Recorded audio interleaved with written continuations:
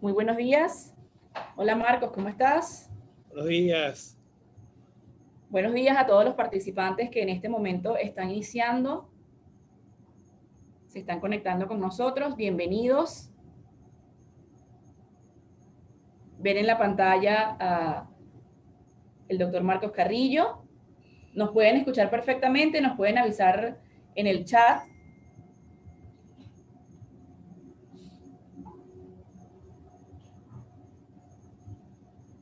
Bienvenidos y en aras del tiempo y por ser muy respetuosos de quienes se están conectando a la hora prevista, pues vamos a dar inicio a este desayuno virtual. Bienvenidos y buenos días a todos a este espacio al que hemos regresado, nuestro espacio de desayunos virtuales, que Araque Reina pues diseñó desde el año 2020 para poder llegar a nuestros clientes y relacionados información de interés en tiempos de pandemia. El año pasado fue bastante exitoso con todas nuestras charlas y nuestras actividades y hubo mucha satisfacción por parte de nuestros clientes, relacionados, amigos. Tenemos una gran comunidad que hemos desarrollado a través de estas actividades y le damos la bienvenida a nuestro desayuno virtual del día de hoy. Vemos que nos pueden escuchar perfectamente. Y en ese sentido yo paso pues a presentarles a quien es nuestro facilitador del día de hoy. Lo pueden ver en pantalla. Es el doctor Marcos Carrillo. Marcos Carrillo, para quienes no lo conocen, es profesor de pregrado y posgrado de la Universidad Católica Andrés Bello de Filosofía del Derecho y Resolución Alternativa de Conflictos. Marcos es socio de Araque Reina desde el 2014 y dirige el área de litigios y arbitraje de Araque Reina. Por supuesto, ha estado ligado e involucrado en muchos arbitrajes de orden internacional y pues hoy está con nosotros para traernos a la palestra y a nuestro desayuno virtual el tema que está resultando muy interesante y muy importante sobre la cooperación internacional. Queremos saber si efectivamente está en riesgo actualmente la cooperación internacional. Bienvenido Marcos, bienvenidos todos los asistentes. Les recuerdo que esta exposición va a durar aproximadamente 45 minutos. Luego de eso vamos a abrir una sección de preguntas y respuestas. Pueden usar, si ven en la pantalla, en el cintillo inferior de sus pantallas de Zoom, pueden ver la opción preguntas y respuestas. Allí nos pueden enviar sus preguntas. Si quieren hacer algún comentario también lo pueden hacer a través del chat. Y pues, sin más que decir, pues dejamos a nuestro expositor Marcos Carrillo. Yo les voy a compartir la pantalla para que puedan ver algunos datos interesantes que hemos desarrollado. Bienvenido Marcos y pues es todo tuya este desayuno virtual. Pues muchísimas gracias, Yariana, y particularmente, pues muchísimas gracias a todos los que están interesados en este tema, que es un tema de mucha actualidad, pero que no es un tema nuevo. Es un tema que ha estado sobre el tapete durante todo el siglo XXI y evidentemente, pues durante toda la vigencia del actual régimen, ¿no? Y creo que es importante decir esto, porque lo que quisiera el día de hoy es hacer, digamos, una panorámica general de cuál es el contexto regulatorio que tenemos sobre esta materia y eventualmente entonces así tener elementos para poder tomar decisiones, ¿no? Decisiones que ya no son de orden jurídico, sino de las políticas de cada una de las organizaciones a la que puedan estar perteneciendo. Pero como les decía, esto no es nada nuevo. De hecho, desde que comenzó este régimen ha habido una enorme tensión entre las organizaciones de la sociedad civil, vamos a utilizar el término indistintamente, organizaciones de la sociedad civil, organizaciones no gubernamentales, aun cuando hay algunas pequeñas diferencias entre ellos, pero bueno, a efectos de esta conferencia los utilizaremos como sinónimos. En este caso, ha habido una enorme tensión siempre entre este tipo de organizaciones, entre sus financistas y el actual régimen. Y tenemos datos, por ejemplo, desde el año 2000, cuando hubo una serie de decisiones judiciales del Tribunal Supremo de Justicia que ponían en duda la legitimidad que tienen las ONGs para representar los intereses de la sociedad civil. Y no solamente ponían en duda la legitimidad de estas organizaciones, sino que empezaron ya a establecer desde el año 2000 un principio que establecía que estas organizaciones no podían ser subsidiadas por entes extranjeros u organizaciones con intereses contrarios al Estado venezolano. Bueno, una definición pues tremendamente amplia, tremendamente pues ambigua, que se prestaba para cualquier cosa. Pero más adelante, durante ese mismo año, la cuestión fue aún más allá y se estableció que quienes representaran a una ONG no podían ser extranjeros, no podían ser organismos dirigidos o financiados o sostenidos directo o indirectamente por grupos extranjeros o por asociaciones o movimientos transnacionales. La jurisprudencia siguió atacando este derecho a lo largo del tiempo, y en 2010 todavía hubo más casos en este sentido. Podemos recordar el caso de Súmate, por ejemplo, en el cual se estableció que el financiamiento internacional, la cooperación internacional, era una manifestación de una política intervencionista de una potencia extranjera, en este caso porque el National Endowment for Democracy subsidió a Súmate por un tiempo. Y así hubo otra serie de decisiones judiciales que iban dirigidas, y por supuesto de políticas y declaraciones y de vías de hecho que iban dirigidas pues evidentemente a atacar a las organizaciones no gubernamentales y a sus modos de financiamiento nacional e internacional. Ahora bien, esto un poco los antecedentes, pero ¿cuál sería entonces el marco jurídico del que estamos hablando? Y aquí vamos a tener pues una cantidad de elementos que yo creo que vale la pena ir resaltando, empezando por supuesto por la Constitución y los tratados internacionales, y luego hasta ir viendo cuáles son las leyes, las providencias, los reglamentos, etcétera, que han influido o que siguen influyendo en esta área. Y para esto, lo primero que tenemos que hacer, evidentemente, es apelar a la Constitución, a la Constitución venezolana. Y en este sentido, pues, la Constitución consagra el derecho a la libertad de asociación como un derecho humano. Y no solamente lo consagra como derecho humano y como evidentemente derecho constitucional, sino que establece una obligación importante para el Estado. El Estado está en la obligación de facilitar el ejercicio de este derecho. Y esto es importante porque la Constitución no lo dice sobre todos los derechos, lo dice sobre este derecho en específico.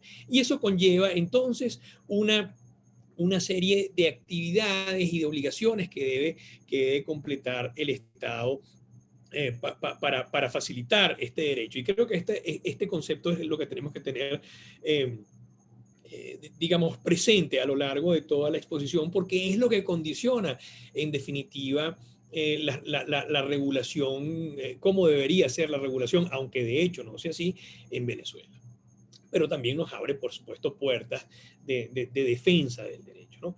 Entonces, en primer lugar, para facilitar el ejercicio de este derecho, el Ejecutivo está en primer lugar en la obligación de velar por el correcto funcionamiento de la actividad de registro de las ONG. Y aquí ya empezamos a tener un problema, porque estamos teniendo serios problemas para registrar, para actualizar los registros de las ONG. Y en general, el Ejecutivo Nacional debería impedir que haya fórmulas, tanto formales como de hecho, que la mayoría son de hecho hoy en día, que impidan o compliquen de modo irrazonable el registro de estas organizaciones, ¿no? Tampoco puede el Ejecutivo desmejorar los estándares registrales de las ONG. Por ejemplo, estableciendo mayores complicaciones para el registro de una ONG que para una sociedad mercantil, por ejemplo, o estableciendo fórmulas de registros paralelos para las ONG que no existen para las sociedades mercantiles, o estableciendo fórmulas de renovación anual o de renovación temporal de los registros. Esto es un tema muy delicado que se ha visto internacionalmente en el derecho comparado en regímenes que atentan contra las libertades de los de las organizaciones no gubernamentales en regímenes de tendencia totalitaria. Rusia es un ejemplo, muchos países africanos también son ejemplos de registros, por ejemplo, que tienes que renovar anualmente y de repente no te lo renuevan porque, digamos, para impedir que puedas seguir ejerciendo tus labores, ¿no? Por supuesto, tampoco se pueden imponer condiciones de imposible o de difícil cumplimiento para que se puedan registrar las organizaciones, ¿no? Y por supuesto, también el Ejecutivo debe evitar el acoso a las organizaciones de la sociedad civil, bien sea por vías de hecho, bien sea por terceros, bien sea por políticas públicas, que seamos que en general dificulten el ejercicio de este derecho. Pero no solamente el Ejecutivo tiene obligaciones en este sentido, también el Legislativo tiene obligaciones. Y en ese sentido, pues cualquier norma de rango legal tiene que estar dirigida a la facilitación del derecho y en consecuencia, pues la legislación no puede obstaculizar, no puede dificultar, no puede impedir el ejercicio del derecho porque estaría viciada esa legislación, por supuesto, de inconstitucionalidad. Evidentemente, la libertad de asociación puede y debe estar de alguna manera regulada, pero no regulada para obstaculizar su ejercicio, sino para potenciarlo y para hacerlo mucho más, para vincularlo de mejor manera a la sociedad. Y en este sentido, por ejemplo, normas de transparencia, normas de rendición de cuentas, o el cumplimiento del ordenamiento jurídico en general, son naturales en los países democráticos. Lo que no es natural es que esas normas terminen redactadas de alguna manera que impliquen la criminalización de este tipo de organizaciones. El Poder Judicial, en tercer lugar, pues también está obligado, por supuesto, por esta norma constitucional y debería declarar la inconstitucionalidad de cualquier cuerpo normativo que vaya en contra de este derecho. Cosa que hasta ahora, por supuesto, como veíamos en la introducción, no ha sido así.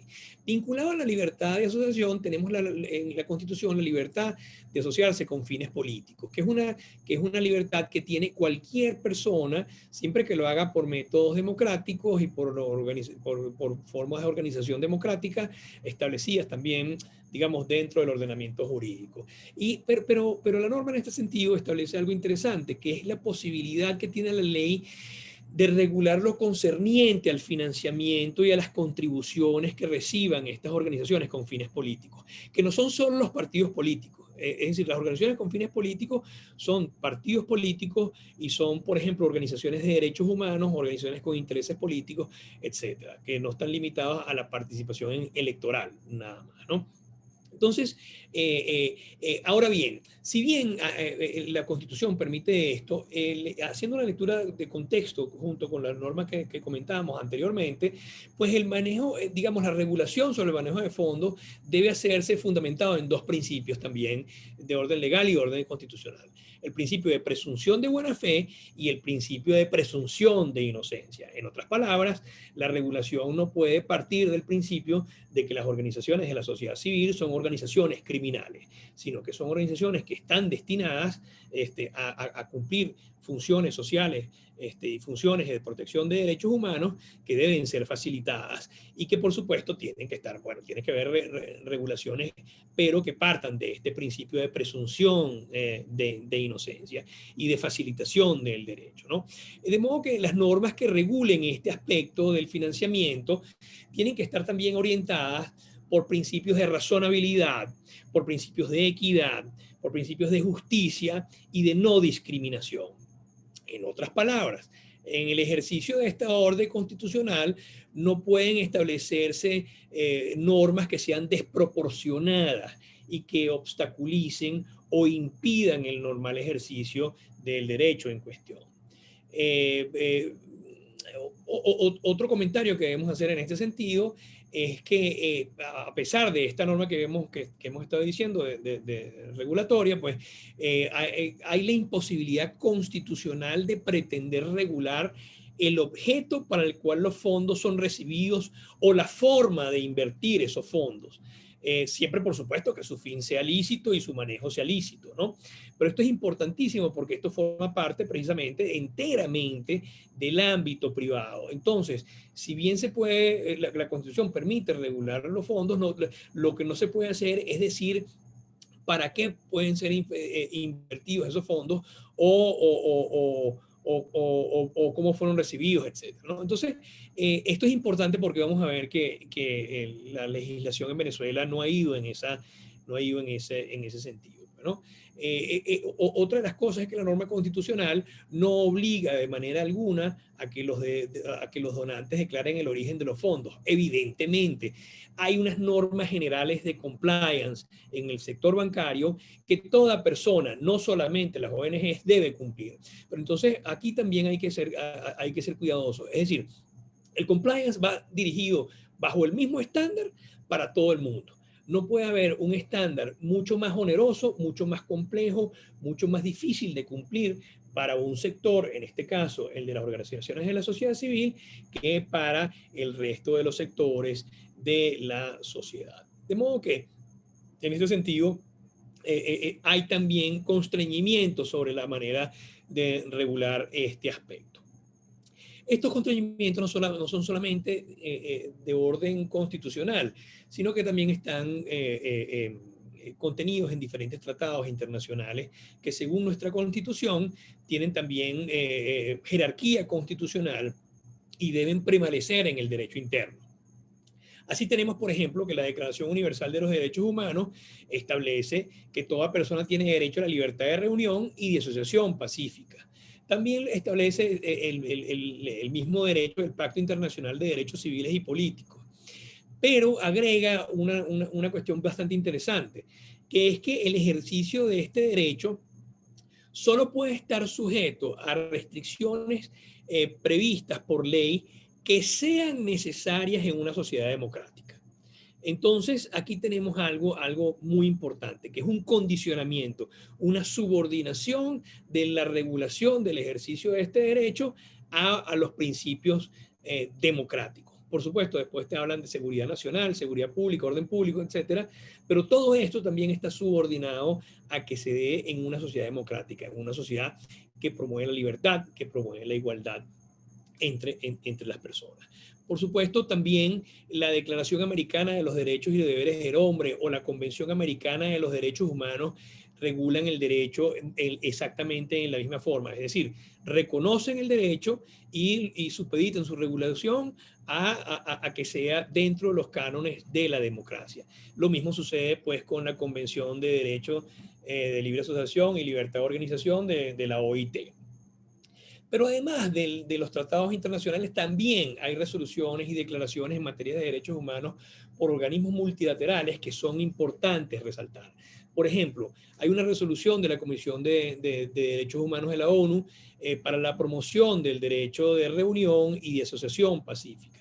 Y en esta resolución que data de 2005 se exhorta a los Estados miembros a que protejan este derecho y que la restricción del libre ejercicio de este derecho se ajuste al derecho internacional aplicable. Y el derecho internacional aplicable sería, por ejemplo, el Pacto Internacional de Derechos Civiles y Políticos que acabamos de referir, que establece que la restricción tiene que estar dentro de los cánones de un Estado democrático y no bajo principios de subordinación totalitaria de los ciudadanos a los órganos de gobierno. Existe también una interesante declaración, que es la Declaración de París sobre la efectividad de la ayuda internacional, que data de febrero de 2005. Esta declaración de París no fue suscrita por Venezuela, pero es interesante porque es un acuerdo entre donantes y países receptores, con el objeto de mejorar el suministro y la gestión de la cooperación internacional. Por ejemplo, tratándola de hacer, de que su impacto sea más importante en las sociedades y que sea mucho más eficaz para el desarrollo de las sociedades que así lo necesiten, estableciendo normas de transparencia, estableciendo normas de mutua responsabilidad o de rendición de cuentas. De modo que es una declaración que creemos bastante importante. También la Comisión Interamericana de Derechos Humanos, en su informe de democracia y derechos humanos sobre Venezuela, ha establecido que cuando el Estado obstaculiza el derecho a la libertad de asociación y sus derechos vinculados como el de financiamiento, pues el de internacional, también obstruye a la vez la labor de promoción y defensa de los derechos humanos en general, porque los derechos humanos están interconectados todos, y esto es una manera de vulnerar el trabajo de las organizaciones que trabajan con derechos humanos o asistencia social. En este sentido, la Comisión ha exhortado a que el Estado tiene que abstenerse de imponer a las organizaciones restricciones ilegítimas a su financiamiento, específicamente lo dice, y particularmente a su financiamiento externo. Luego de esto, en 2011, hubo una resolución de la OEA para la promoción de los derechos a la libertad de reunión, donde una vez más se promovía este derecho y se insta a los Estados partes a promover y fomentar diversas fórmulas de participación ciudadana, ¿no? Y en este sentido también, por supuesto, se exhortaba a los países miembros no solamente a promover el derecho, sino a que lo respeten y lo protejan y no promuevan pues, leyes que violen este derecho. Este es el marco constitucional e internacional que tenemos, que como vemos es muy favorable al derecho de libre asociación, que es muy favorable a la cooperación internacional en un contexto democrático, de transparencia, de rendición de cuentas. Ahora bien, la realidad en Venezuela ha sido totalmente distinta en lo que a materia legislativa se refiere. Y es lo que vamos a ver seguidamente. Y todo esto tal vez tiene su antecedente más importante en el proyecto de ley de cooperación de 2006. Proyecto de ley que se trató de pasar no solamente de aprobar no solamente en 2006, sino también en 2010, en 2016 y mucho más reciente, este año 2021, también ha habido noticias de que quieren aprobar un proyecto de ley de cooperación.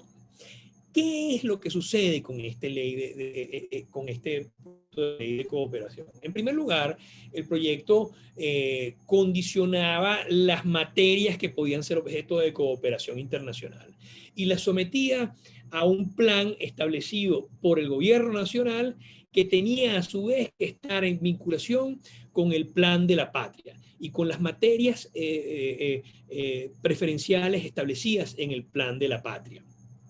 Se hacía inclusive una lista de cuáles eran las materias para las cuales se podía recibir cooperación internacional y para las cuales no. Por supuesto, estando los derechos humanos, particularmente los de corte político, excluidos de esa lista. En segundo lugar, esa ley pretendía la canalización de la cooperación internacional a través de un órgano del Ejecutivo Nacional. Es decir, ya las ONGs no podían recibir a través de haber sido aprobado ese proyecto la cooperación internacional de forma directa, sino que tenían que hacerlo a través de un órgano del Ejecutivo Nacional que luego repartía conforme a los intereses del Ejecutivo esa cooperación internacional a las organizaciones según su leal saber y entender. Por supuesto, eso sería acabar con la cooperación internacional, ¿no? En tercer lugar, ese proyecto, otra de las cosas importantes que tenía era establecía una vez más un registro paralelo para el control de la cooperación internacional. En definitiva, el proyecto lo que pretendía era impedir definitivamente la cooperación internacional o someterla a los intereses del Estado. Este proyecto en 2006 fue parado, y fue parado por muchas razones. Hubo gran unidad del sector para combatir el proyecto, hubo una gran sensibilidad, un gran manejo de los medios de comunicación social que en ese tiempo existían.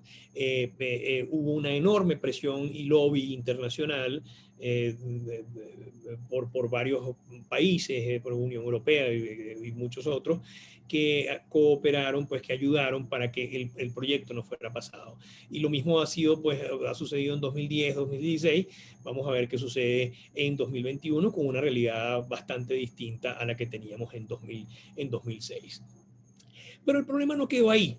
Después del proyecto de ley de cooperación internacional se aprobó una ley, esta sí fue aprobada definitivamente en 2010, que fue la Ley de Soberanía Política y Autodeterminación Nacional de 2010. Esto tenía la misma inspiración del proyecto de ley de cooperación, pero tal vez no llegó a los extremos que pretendía ese proyecto. Pero en este sentido sí se prohibía a las organizaciones con fines políticos recibir cooperación internacional. Y además se prohibía, esto es una cosa curiosísima, a las organizaciones de la sociedad civil o a las ONG que trajeran invitados internacionales. Esos invitados internacionales tenían prohibido por esta ley criticar a las instituciones del Estado o a los funcionarios del Estado. Y esto se llegó a implementar inclusive cuando se expulsó a Vivancos de Venezuela cuando estuvo acá hace algún tiempo. La ley entonces establece multas para quienes violen estas prohibiciones e inclusive establece la inhabilitación política de los dirigentes de estas organizaciones en caso de que se violen estas prohibiciones. Pero eso no fue suficiente y se fue un paso más allá, una vez más. Y se aprobó la ley contra la delincuencia organizada y el financiamiento del terrorismo. Evidentemente, todo el mundo puede estar interesado, todo el mundo está interesado en combatir la delincuencia organizada y el financiamiento del terrorismo. Pero esta ley venezolana tiene algunas particularidades. La ley establece cuáles son los sujetos objeto de la ley y entre ellos incluye a las ONG. Y las incluye con un tratamiento, digamos, que de alguna manera las criminaliza. Porque no es que, es decir, las ONG podrían eventualmente ser utilizadas para estos fines. Lo que sí es importante es siempre proteger el principio de presunción de inocencia y el principio de buena fe.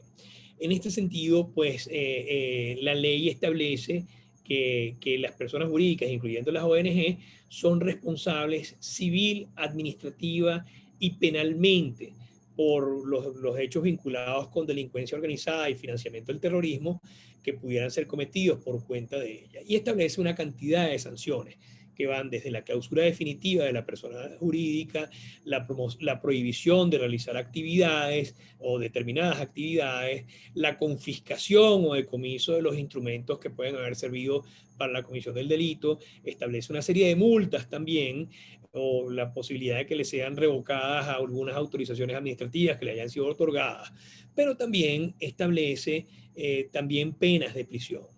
Y esto es lo más grave. Entonces, por ejemplo, establece que los directivos o inclusive los empleados de los sujetos de la ley, entre los cuales están las ONG, que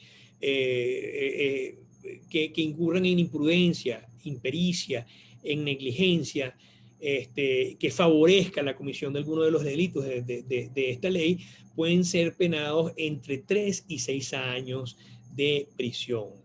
Lo mismo, peor aún, es que la ley te establece que quien forme parte de un grupo de delincuencia organizada, que podría, por ejemplo, tildarse de delincuencia organizada a una organización o una ONG que reciba cooperación internacional, puede ser penado con presidio también, con prisión desde 6 a 10 años. Entonces, también pues, se podrían aplicar las normas del Código Penal, por ejemplo, por traición a la patria, que trataron de aplicarse a miembros de determinadas ONG, y eso podría llevar prisión hasta por 30 años. Entonces, vemos que ya hay un movimiento acá un poco más preciso para la criminalización de estas organizaciones. En el 2017 se promueve la Ley Constitucional de Inversión Extranjera Productiva. es una ley que en principio tenía como finalidad promover pues la inversión extranjera, cosa que por supuesto no se ha logrado. Pero lo importante de esta ley, a los efectos de lo que estamos hablando, es que esta ley desliza una norma también que prohíbe al inversionista extranjero que ha invertido en Venezuela donar a las organizaciones filantrópicas o a las organizaciones no gubernamentales, o proveer cualquier tipo de apoyo a cualquiera de estas personas, de estas organizaciones, sin que tenga un permiso previo de la agencia para la inversión extranjera. Por supuesto, organismo que no ha sido todavía creado, que no existe. Entonces, en definitiva, el inversionista extranjero que esté interesado en hacer este tipo de donaciones o de apoyo, pues tendría esta prohibición establecida en esta ley constitucional de inversión extranjera. Por supuesto, hay todo un tema sobre si esto es ley formal en Venezuela o no. Se podría decir que no, pero de hecho pues podría ser aplicada, ¿no? También tenemos, pues en ese mismo año, se promueve la ley constitucional contra el odio para la convivencia pacífica y la tolerancia.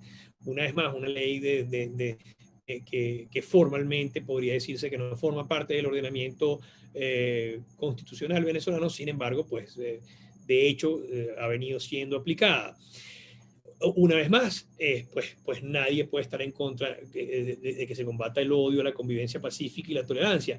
El problema es que esta ley se ha utilizado para criminalizar organizaciones de derechos humanos que tienen forma pues, de ONG, que han sido acusadas de promover, o que podrían ser acusadas de promover el fascismo, de promover el odio y de promover la discriminación.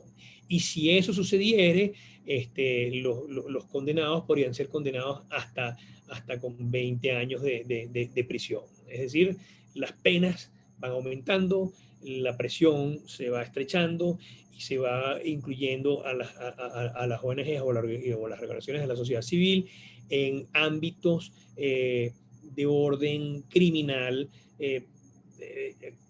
muchas veces violando la presunción de inocencia. Toda esta historia resucita una vez más o coge otro aire, no podríamos decir un segundo aire, pero un aire extra a partir del año 2020. A partir del año 2020 hay una persecución clara a organizaciones de la sociedad civil, el caso de Alimenta la Sociedad de la Solidaridad, el caso de Azul Positivo, el caso de Convite, el caso de Cáritas, por ejemplo, entre otros. De hecho, solamente en noviembre de 2020 se contabilizaron más de 30 atentados, digamos, de 30 maneras de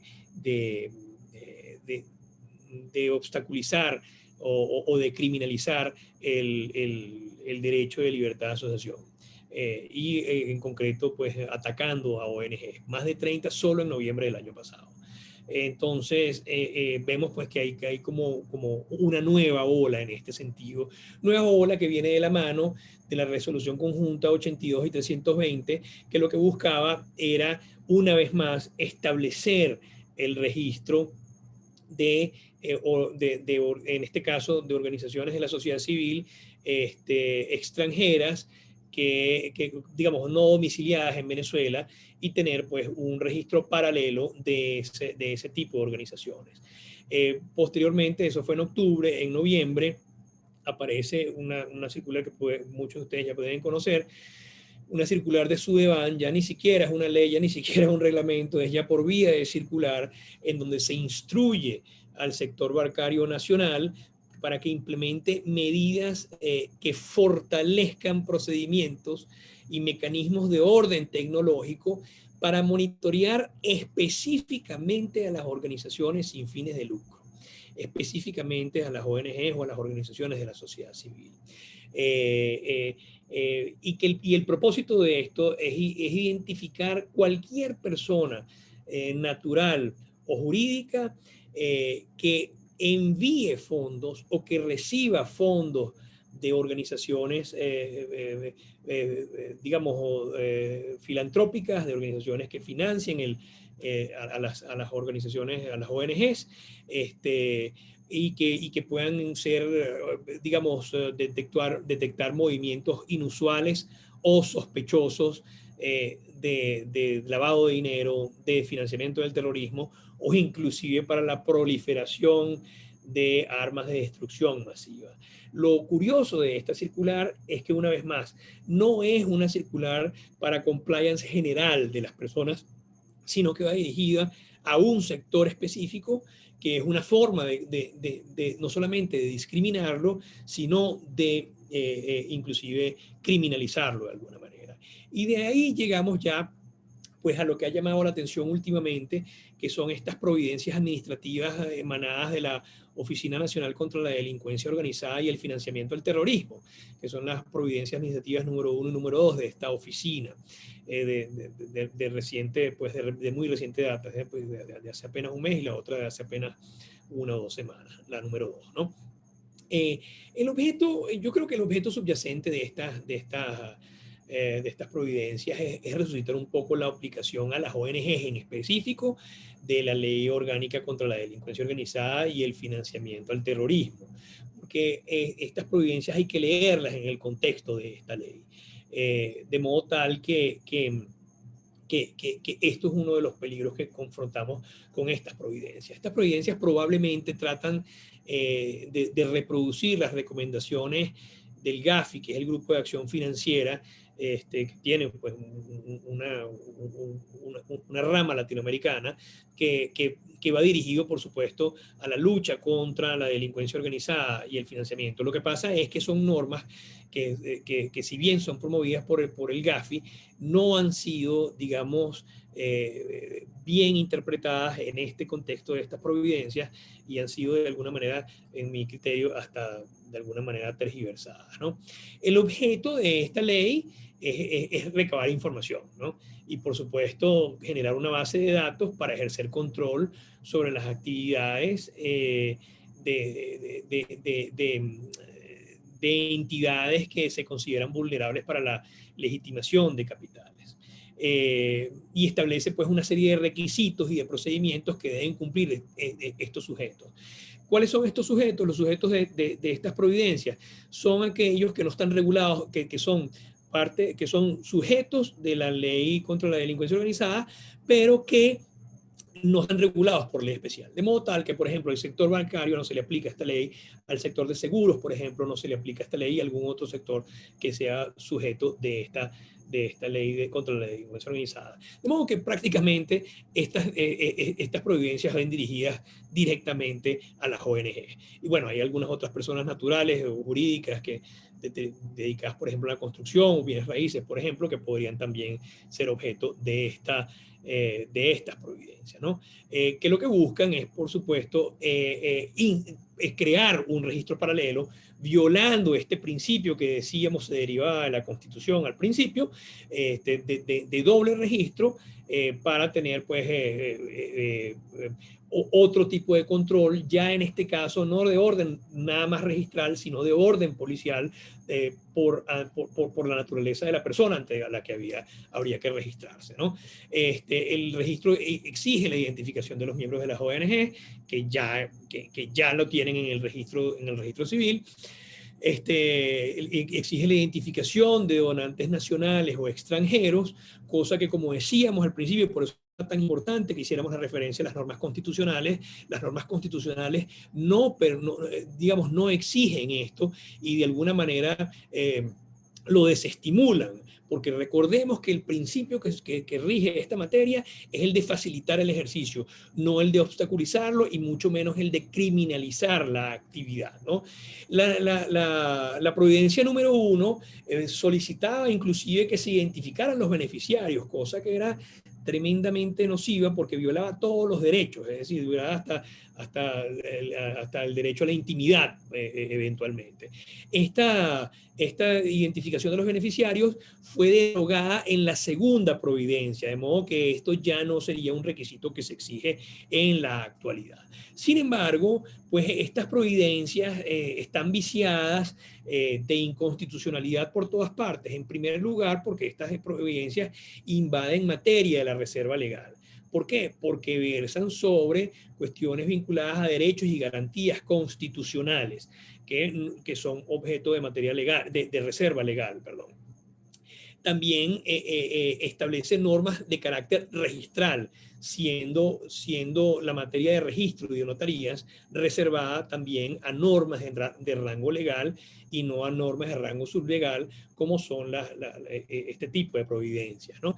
Y en tercer lugar, pues al menos la providencia número 1 creaba una serie de penas que afortunadamente pues no reproduce la providencia número 2. Es decir, la providencia esta número 2 a la que hacemos referencia es una copia de la número 1 con unas modificaciones sobre tiempos de registro y con dos modificaciones de fondo, que son el hecho de que no se solicite ya la identificación de beneficiarios y que se haya eliminado las penas que establecía el artículo 16 de la providencia número 1. Fue derogada por esta providencia número 2. En todo caso, la número 1 también violaba la reserva legal a través de crear penas. Pero ojo, como estas providencias hay que leerlas en concordancia con la ley sobre la delincuencia organizada, de hecho, yo diría que no es, digamos que no se puede afirmar del todo que el incumplimiento de estas providencias no acarrea algún tipo de pena. ¿Por qué? Porque recordemos lo que decíamos sobre esta ley que comentamos. La ley establece que la negligencia de los miembros de la ONG acarrea consecuencias, digamos, acarrea sanciones. Y en este sentido se podría interpretar como negligencia de los miembros de las ONG, por ejemplo, el no acatar lo establecido en esta providencia número 2, que es la que está vigente en este momento. Entonces también podríamos decir que de alguna manera podría seguir sometida pues a determinados tipos de sanciones, lo cual por supuesto es tremendamente peligroso para las organizaciones y para los donantes. De modo tal que vemos que el marco general de la legislación venezolana es un marco que va totalmente en contra, el marco legal va totalmente en contra de los principios constitucionales, de los principios establecidos en los tratados internacionales, de los principios establecidos en declaraciones de entes multilaterales que van dirigidos a favorecer el ejercicio de este derecho y a restringir la manera de regularlo. Y por el contrario, la legislación y las normas de rango sublegal en esta materia en Venezuela han ido en una dirección totalmente contraria, que es la dirección de restringir, que es la dirección de obstaculizar, que es la dirección de inclusive criminalizar las actividades de las organizaciones no gubernamentales, cosa que es tremendamente complicada y tremendamente peligrosa para el desarrollo de la sociedad, de este tipo de organizaciones y de la sociedad en general, porque este tipo de organizaciones sin la cooperación internacional prácticamente no podrían desarrollar sus actividades. De modo que tenemos entonces un marco que por un lado pues las normas de más alto rango ciertamente favorecen enormemente el derecho, pero lamentablemente las vías de hecho, la legislación y la jurisprudencia en Venezuela han ido por otro camino durante los últimos 20 años. ¿Qué se puede hacer? Bueno, va a depender de las políticas de cada una de estas organizaciones y de cada uno de los donantes. Va a depender de hasta dónde piensan ellos que se pueden correr riesgos, hasta dónde ellos piensan que esto puede o no ser riesgoso para el desarrollo de sus actividades. En todo caso, la experiencia que tuvimos con la Ley de Cooperación Internacional de 2006 puede servirnos como referencia. Es decir, que el sector de las organizaciones de la sociedad civil tenga conciencia de sector y actúe como sector, creo que es importante. El hecho de que se haga campañas, ya no tal vez por medios que prácticamente no hay, pero por redes sociales, para que la gente entienda la trascendencia de estos problemas es muy importante también. La sensibilización de los beneficiarios es otro elemento fundamental y, por supuesto, una campaña de orden internacional y de presión y de lobby internacional han sido hasta ahora bastante efectivos para la protección de este derecho. Pues, ¿no? Y creo que tal vez estas son algunas de las orientaciones que se pueden dar en este sentido. Entonces, bueno, yo espero que esto les haya dado algún tipo de referencia de cuál es el marco que tenemos para poder eventualmente tomar decisiones de la manera más informada posible. Bueno, les quiero agradecer mucho su atención por este tiempo. Muchas gracias. Muchas gracias, Marcos. De verdad que es muy interesante y digno pues, de seguir pues, conversando y discutiendo pues, este tema. Tenemos preguntas de los asistentes, particularmente una pregunta que hizo previamente una participante. Te la voy a leer para que por favor podamos responderla. Dice lo siguiente, ella dice que entiende que en un acto de soberanía cada país puede establecer las reglas del juego. Sin embargo, ¿cómo es visto este acto por las agencias cooperantes? ¿Tienen derecho o no de darle dinero a quienes ellas decidan? Sí, en efecto, las agencias cooperantes, dependiendo de su política, tienen derecho, que es un derecho que repetíamos, en Venezuela tiene rango constitucional y además es un derecho que está protegido internacionalmente, no solamente por los tratados ratificados por Venezuela, sino también por las declaraciones de organismos multilaterales como la ONU, como la OEA, y otro tipo de declaraciones también a las que hacíamos referencia. Entonces, ciertamente es un tema de la política de estas personas. Yo creo que digamos, el marco constitucional venezolano permite este tipo de cooperaciones. Como decíamos, por supuesto, si, como todo, pues podría estar sometido a algún tipo de regulaciones dentro del contexto de una sociedad democrática y dentro de un contexto general de compliance, pero que es el mismo para personas naturales, para sociedades mercantiles y que también tendría que ser el mismo para sociedades sin fines de lucro, para asociaciones sin fines de lucro o del tercer sector. El problema es que estamos viendo que tenemos una cantidad de normativa promovida a lo largo de 20 años y de jurisprudencia dictada a lo largo de 20 años que evidentemente tiene la tendencia de criminalizar y de discriminar de alguna manera a este sector. Entonces el problema también tendría que ser el riesgo que corre quien recibe la donación en Venezuela, ¿no?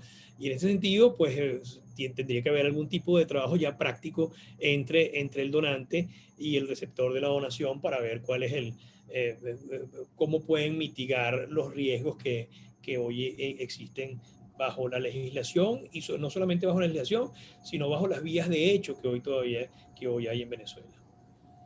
Gracias, Marcos. Esta misma persona agregó a su pregunta la siguiente interrogante. ¿Cómo visibilizar este querer controlar a las cooperantes? ¿Hay alguna posibilidad de que el régimen se quiera quedar con estos aportes o que se quede con los aportes, efectivamente? Bueno, fíjate que que el contenido de la ley de cooperación internacional tenía claramente esa finalidad. Por un lado, de condicionar el tipo de aportes, es decir, la finalidad de los aportes, diciéndote usted puede cooperar en tal y tal materia. Pero no solamente eso, sino que el proyecto establecía que tenía que canalizarse a través de un órgano, de un ente del Ejecutivo. Entonces, evidentemente, ahí había esa intención de, de, de, digamos, de manejar un dinero que no le correspondía, o por lo menos de decir, bueno, de esta manera yo evito la cooperación internacional porque no creo que haya nadie que quiera enviar cooperación internacional a través de este mecanismo, ¿no? Entonces, creo que en el fondo ha habido desde al menos de 2006 esa intención, aun cuando no se ha podido concretar afortunadamente. Porque eso sería acabar con la cooperación internacional. Es decir, ninguna agencia de cooperación va a utilizar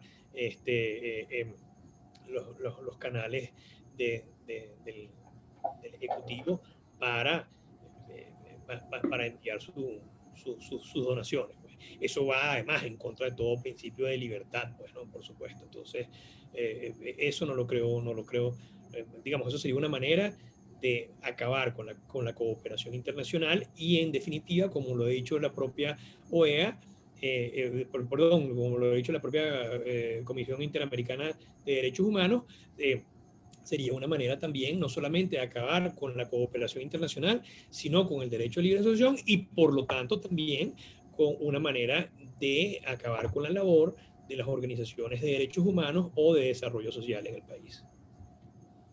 Gracias, Marcos. Otra pregunta que hacen por acá. La prohibición de las donaciones por parte de los inversionistas extranjeros puede impedir que las sociedades venezolanas con inversión extranjera puedan donar. Esto lo pregunto porque la interpretación de esta norma puede ser entendida por la administración más allá de su contexto. Ya perdí una parte de la pregunta, ¿me la puedes repetir? Perdí un pedacito que creo que era importante. Sí. La prohibición de las donaciones por parte de los inversionistas extranjeros puede impedir que las sociedades venezolanas con inversión extranjera puedan donar. Claro, precisamente, bueno, el concepto de inversionista extranjero es un concepto complejo, ¿no? No es un concepto sencillo, es decir, evidentemente cuando hay, por ejemplo, un inversionista extranjero de una sociedad totalmente 100% extranjera, pues es evidente que es un inversionista extranjero.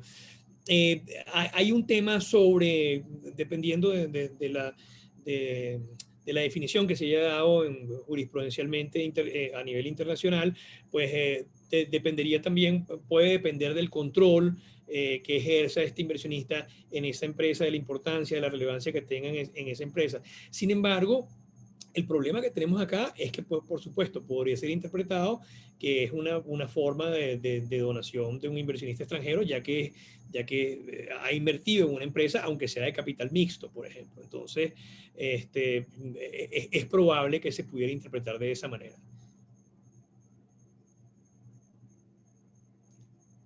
De acuerdo. Otra pregunta que tenemos acá, Marcos. ¿Cuál es el riesgo de no inscribirse en la base de datos que establece el gobierno? Esta es muy enfática. Sí, bueno, los riesgos son, es decir, ha habido una situación práctica.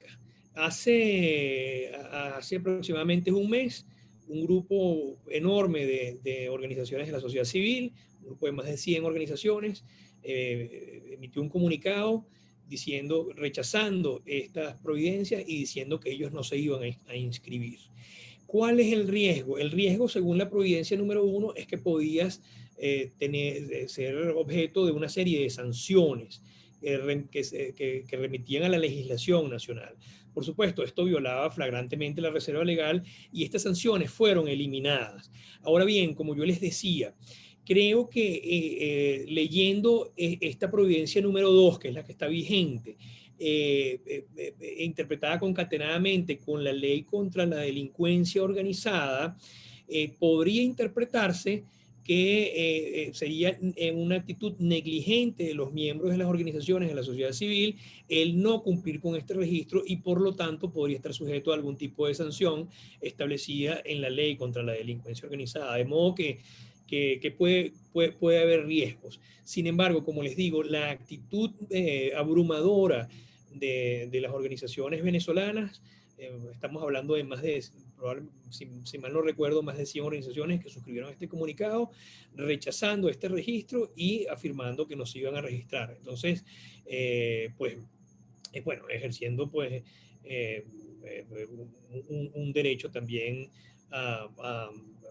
establecido, un derecho humano de no obedecer leyes perversas, por ejemplo, también, ¿no? Entonces, evidentemente, al final va a ser un tema de la política de cada organización, pero hay que estar conscientes de que al menos ese riesgo, en mi criterio, puede existir.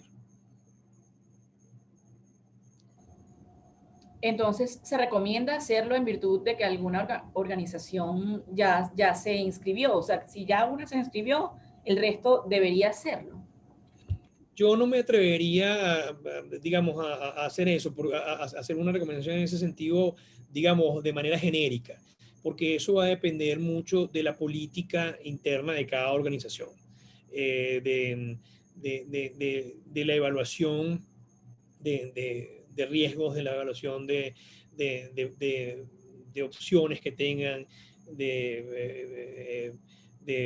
de posibilidades que tengan nacional e internacionalmente. Entonces, yo creo que es una cosa que hay que ver en cada caso concreto, evaluando, pues, ya les digo, cuáles son las políticas de cada una de estas asociaciones. Y reitero, pues, las asociaciones, tal vez de un grupo de asociaciones muy importante, no solamente por su cantidad, sino por la calidad de las asociaciones, del trabajo que han realizado esas asociaciones, de los miembros que tienen esas asociaciones, abiertamente establecieron que no se iban a inscribir. Pues, ¿no? De acuerdo.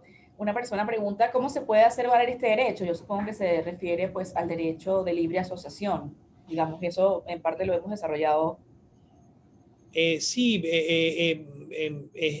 digamos, la mejor manera es ejerciendo, es haciendo, como lo han hecho siempre las organizaciones no gubernamentales en Venezuela, con una valentía realmente admirable. Ellos, ante las amenazas, o sea, aquí estamos hablando que sistemáticamente gente, por ejemplo, como de Espacio Público, Provea, las que decíamos, Azul Positivo, Alimenta la Solidaridad, inclusive Cáritas, una organización pues de corte católico, una cantidad de organizaciones que exceden pues lo que pudiéramos pasar un día hablando de todo esto, pues han sido víctimas de acoso, de persecución, de criminalización, y aún así siguen ejerciendo su labor. Entonces yo creo que la mejor manera de hacer valer el derecho es ejerciéndolo, es haciendo las labores para las cuales cada una de estas organizaciones fue constituida. Evidentemente, ¿se corren riesgos? Sí, se corren riesgos. Hemos visto que ha ido gente presa, sí, ha ido gente presa, inclusive hasta abogados que han defendido algunas de estas organizaciones han estado presos al menos por unas horas también por ejercer la profesión. Entonces, imagínense en el contexto que estamos, pero creo que eso es definitivamente es una forma. Por supuesto, conseguir financiamiento nacional o internacional es otra forma totalmente legítima de ejercer, de hacer valer este derecho para poder seguir ejerciéndolo, pues, ¿no? Pero lo que hay que estar consciente es que, por supuesto, pues hay toda esta serie de riesgos que hemos estado refiriendo a lo largo de la mañana de hoy. Marcos, otra pregunta que nos hacen por acá es que si hay organizaciones que no se dedican al área de derechos humanos per se, corren menos riesgos con esta obligación. Sí, es muy interesante esto. Se tendía a pensar que este tipo de organizaciones corrían menos riesgos. Sin embargo, las persecuciones a organizaciones como Azul Positivo, Alimenta la Solidaridad, que son a nivel de organizaciones de desarrollo social, Convite, que es una organización de desarrollo social, Cáritas, que es una organización de desarrollo social, porque estaban ayudando en áreas como la salud o la alimentación. Pues ha habido la criminalización de estas organizaciones, inclusive pues algunos han ido inclusive presos, como es el conocimiento público. Entonces, lo que se pensaba que eran normas dirigidas a solamente a organizaciones de derechos humanos. Hemos visto recientemente, e inclusive desde hace muchísimos años, recuerdo que hubo un caso con ahorita no recuerdo exactamente el nombre, pero con unas monjitas que estaban en Los Teques o en Carrizal, si mal no recuerdo, que también fueron víctimas de algún tipo de acoso, y lo que ellas hacían era alimentar a gente que lo necesitaba, por ejemplo. Entonces, sí hemos visto que contrariamente a lo que uno estaría esperando, que fuera focalizado solamente en organizaciones que pretenden defender la vida o los presos políticos o la libertad de expresión o la libertad de prensa, pues también hemos visto que se han focalizado también en organizaciones de desarrollo social, sobre todo desde el año 2020 con particular fuerza. Entonces, pues esto también habría que tomarlo en cuenta. No, lamentablemente está en este momento abarcando a todo el sector. Gracias, Marcos. Y de alguna manera, para cerrar, dejo un comentario acá que me parece pertinente. Dicen, en otras palabras, si no actuamos en conjunto, de alguna manera debilitamos el derecho que tenemos. Es una opinión.